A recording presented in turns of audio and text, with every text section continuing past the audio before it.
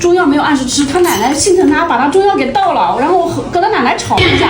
然后最近我在家里督促他1天2顿喝的，我就想着把中药熬浓一点。你奶奶把药倒了不浪费啊？关键还骗了我，所以大吵了一架，还骗我说没倒。上次吃中药的时候打呼噜已经缓解了。是的，然后这次你看他鼻子里面都刚刚去给他看牙齿，看他鼻子里面那个鼻屎就知道了。那他可能鼻炎有没有发啊？有发。鼻炎发了，是不是流鼻涕？吃东西呢？吃东西来，你给他，你看看。是的，是的。吧？